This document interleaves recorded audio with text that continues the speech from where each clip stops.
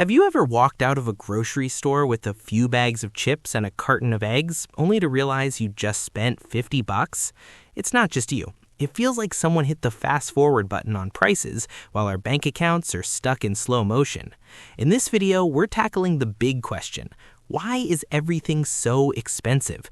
I'm going to break down the global economy and the cost of living crisis using simple terms. This is the complex world of finance explained like you're five. To understand why prices are sky high, we have to look at three simple levers that control the world. 1. Inflation. Imagine you're at a carnival. There are only 10 giant teddy bears to win. Suddenly, the carnival manager hands out 1 million extra prize tickets to everyone for free. What happens? The price of that teddy bear is going to jump from 10 tickets to 1,000 tickets because tickets are everywhere now. In the real world, this is inflation. During the last few years, governments printed a lot of money to keep things moving during the pandemic.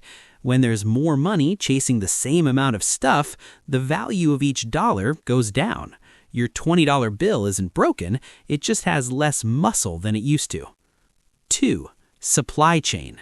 Let's say you run a lemonade stand. Usually, lemons cost you 50 cents, but suddenly the truck carrying the lemons breaks down. Then the sugar factory goes on strike. Now you have to pay $2 for a single lemon just to keep your stand open. This is the supply chain issue. From gas prices to computer chips, it has become harder and more expensive to move things across the ocean. When it costs a company more to make a product, they don't just eat that cost, they pass it on to you. 3. Corporate margins. Sometimes things are expensive because, well, companies realize we'll pay for it.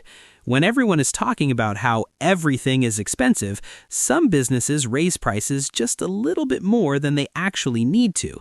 This is often called greedflation, and it's a big part of why your favorite brands suddenly cost 30% more. Will it ever get cheaper? Here's the part that's a bit of a bummer, but important to hear. Prices rarely go back down to the old days. That's called deflation, and it actually scares economists. The goal isn't necessarily for the milk to become $1 again. The goal is for inflation to slow down so your paycheck can finally catch up. You need to understand that you aren't bad with money. The environment has just become incredibly expensive to navigate.